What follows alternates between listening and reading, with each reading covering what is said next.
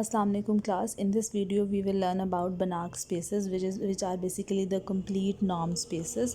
But before going to what the complete norm spaces, we will discuss some basic terms like what is meant by a Cauchy sequence and what is meant by convergence sequence, because both the terms are going to be used in the definition of complete norm space or Banach space. So at first we will learn about the Cauchy sequence.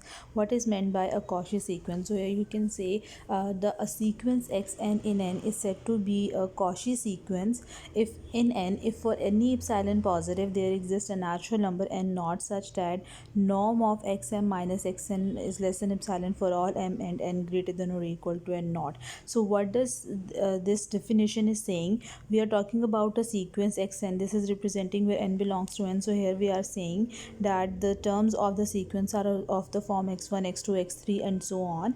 And what we are saying that after a particular natural number n naught, let's suppose that is n naught is 2, so after this position or after this term, the term of the sequence are getting closer and closer to each other. This is how we can define a Cauchy sequence.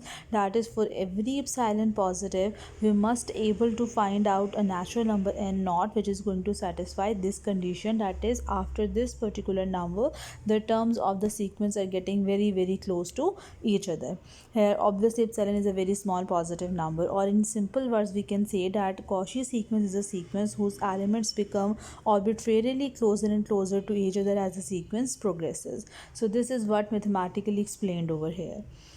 Next, we are talking about the convergent sequence. So a sequence xn in n is said to be convergent to a particular number x belongs to n if for any epsilon positive there exists a natural number n naught such that norm of xn minus x is less than epsilon for all n greater than or equal to n naught, or in other words we can say that limit n approaches to infinity xn is equal to x. So the same condition is saying over here that for every or for any epsilon positive we are able to find out a natural number n naught, that is after this position the term of the sequence are getting closer and closer to the number x. This number may or may not belongs to the sequence, but we are talking about a particular real number which is going to satisfy the condition, that is the term of the sequence are getting closer and closer to this particular number. So this is how we can define a convergent sequence. For example, the sequence 1 over n is a convergent sequence and it will be convergent to 0. And how it is convergent to 0?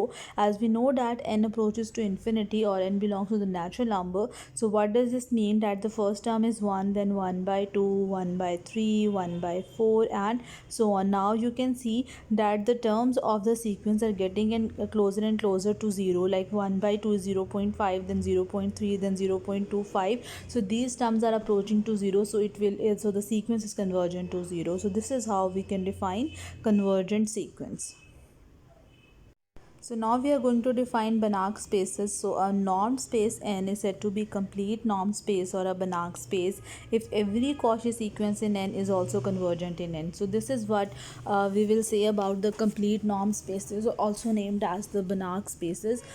These spaces are named to be the Banach spaces after the mathematician Stefan Banach. So how we are defining the Banach spaces? That is, a norm space n is said to be Banach space or a complete norm space if every Cauchy sequence in n is also convergent in n. Similarly, we will define the completeness of metric spaces.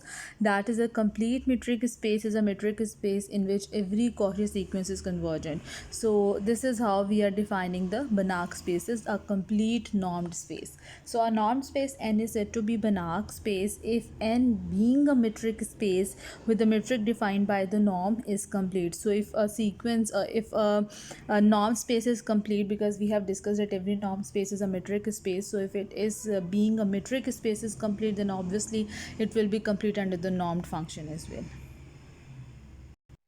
Now we will discuss some examples for this. So the first example is a very basic one, that is the space R and C, the set of real numbers and complex numbers respectively, are Banach spaces.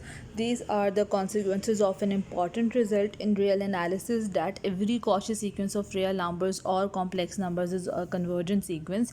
So if every Cauchy sequence is convergent in R, then obviously R is a complete norm space or a Banach space. As we have discussed that R is itself is a norm space, and C is also a norm space under the usual under the usual norm defined to be the norm of x is equal to absolute value of x, and similarly norm of z is equal to the modulus of z. So this is how we can say that the spaces R and Z, that is a set of real numbers and set of complex numbers, are Banach spaces or complete norm spaces.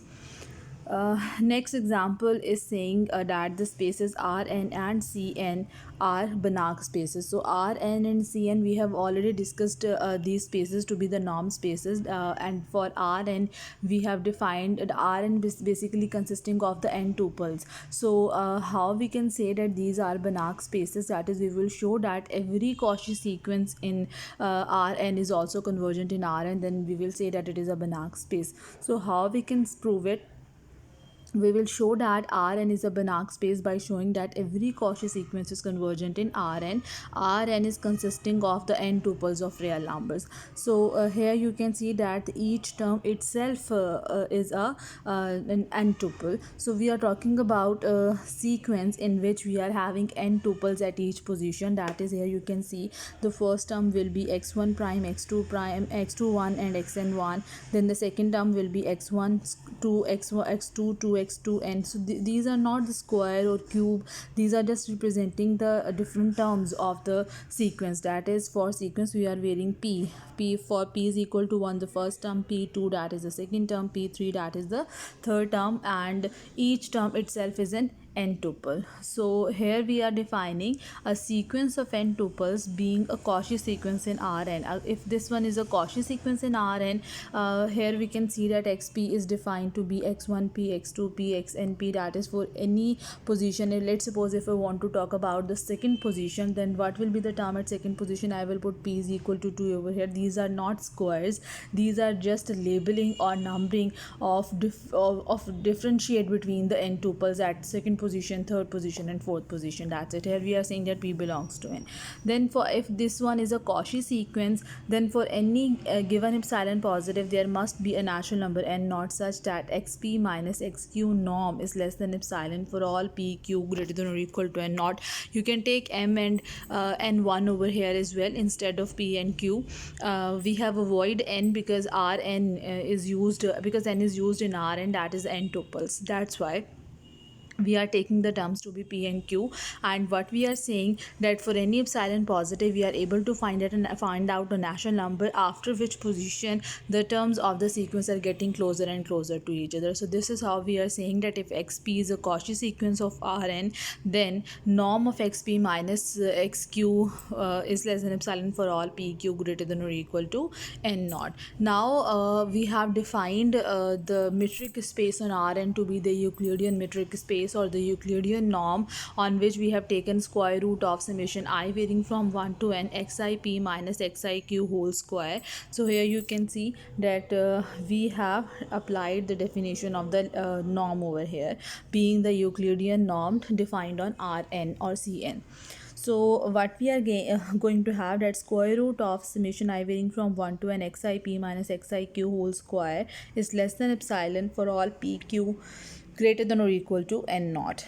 Now consider we are taking it to be the equation 1. Now we are considering xip minus xiq whole square, and obviously this one individual term will be less than or equal to the single sum.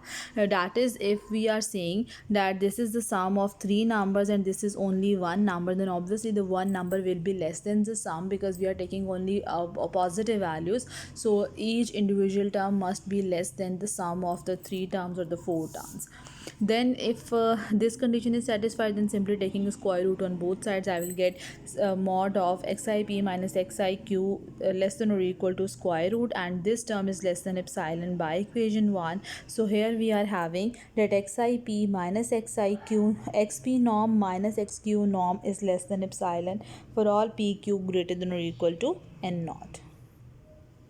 So here we have proved that this the sequence we have considered is a Cauchy sequence in R.